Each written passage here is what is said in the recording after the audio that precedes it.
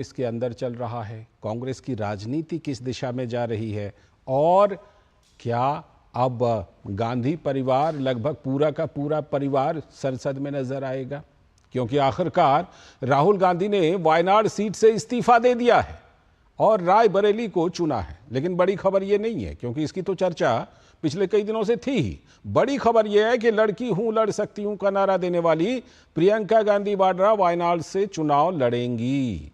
गांधी परिवार से सोनिया गांधी, राहुल गांधी और अब प्रियंका गांधी वाड्रा संसद में पार्टी का नेतृत्व करेंगी। लेकिन प्रियंका गांधी वाड्रा के चुनाव लड़ने पर कई सवाल भी पूछे जा रहे हैं। केरल के अंदर से भी सवाल उठ रहे हैं।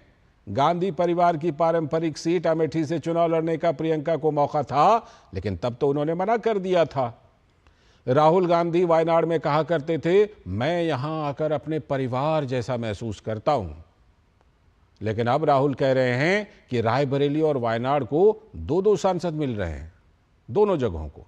2019 में जब राहुल गांधी का अमेठी ने साथ नहीं दिया था तो वायनाड ने ही सहारा दिया था और आज उसी को छोड़ रहे हैं। दक्षिण के राज्यों ने गांधी परिवार को हमेशा साथ दिया, यह भी एक सच्चाई है। आप आंकड़े उठाकर देख लें। 2014 का लीजिए, 44 सीटें आई थी कांग्रेस को, तो 19 सीटें दक्षिण से। 2019 में 52, तो 29 सीटें दक्षिण से। जाहिर है कि वायनाड की सांसदी को छोड़ना राहुल गांधी के लिए आसान तो नहीं था, क्योंकि सामाजिक समीकरण भी अगर देखिए तो उस लिहाज से भी वायनाड जो है वो गांधी परिवार के लिए सुरक्षित सीट मानी जाती है। क्यों? क्योंकि आबादी पर जरा नजर डालिए, 40% मुस्लिम, 20% ईसाई और 40% हिंदू वोटर हैं वायनाड में। तो लेकिन मुस्लिम लीग का यहां एक बड़ा आधार है जो कांग्रेस के यूडीएफ का हिस्सा है। तो प्रियंका की जीत के लिए कांग्रेस आश्वस्त है। 10 साल बाद कांग्रेस 99 सीट जीत कर आई तो है, लेकिन विपक्ष का नेता कौन हो, इस पर पार्टी मौन है। लेकिन देखिए, लोकसभा में अगला स्पीकर कौन होगा, इसकी चिंता कांग्रेस पार्टी कर रही है, जबकि इसकी चिंता तो बीजेपी को करनी है, एनडीए को करनी है। लेकिन सदन में विपक्ष का नेता क्या राहुल गांधी बन रहे हैं, इसे लेकर पार्टी में खामोशी है, कोई कुछ नहीं कह रहा। कांग्रेस पार्टी ने एक प्रस्ताव पारित किया था कि Rahul Gandhi leader of opposition यानी विपक्ष के नेता की जिम्मेदारी संभालें। लेकिन मीडिया खबरों की अगर माने तो राहुल गांधी की मनाही के बाद कुमारी शैलजा, गौरव गोगोई और मनीष तिवारी के नामों की चर्चा है कि वो बन सकते हैं विपक्ष के नेता। रायबरेली से राहुल गांधी की जीत को उत्तर प्रदेश में कांग्रेस की वापसी बताई जा रही है। लेकिन डेटा क्या है? डेटा ये कि इस बार 6 सीटें जीती हैं कांग्रेस ने। जानकार मानते हैं कि उपचुनाव की स्थिति में नजारा क्या होगा, इसकी आशंका भी पार्टी को है, क्योंकि ये भी आप देखिए क्या रहा है इतिहास। समाजवादी पार्टी उत्तर प्रदेश के उपचुनाव में रामपुर और आजमगढ़, यानी आजमगढ़ और आजम का गढ़ दोनों गंवा चुकी थी, इसे भी याद रखिएगा। तो उपचुनाव भी इतना आसान नहीं होता। तो कांग्रेस नेता राहुल गांधी ने वायनाड सीट से इस्तीफा देकर प्रियंका गांधी वाड्रा को उस सीट से खड़ा करने की घोषणा की। उन्होंने कहा कि वो समय समय पर वायनाड जाते रहेंगे।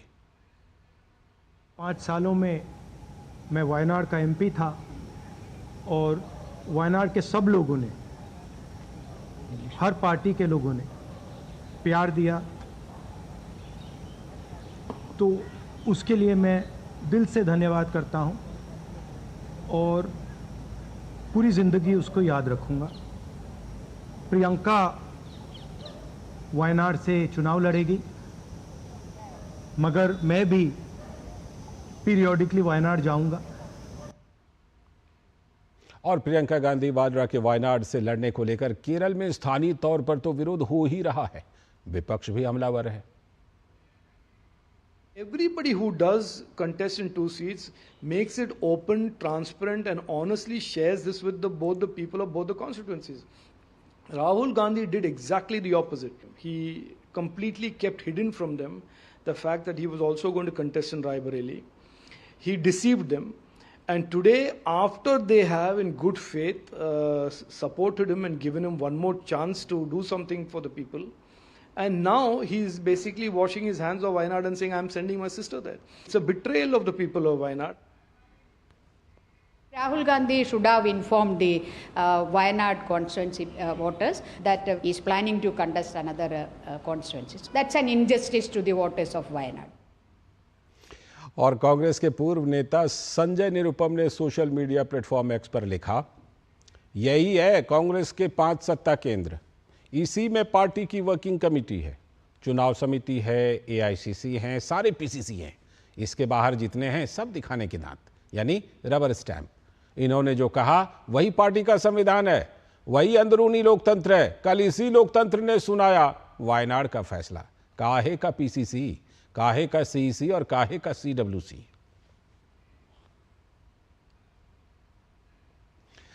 तो इसी पर आज खास चर्चा हम करेंगे और खास चर्चा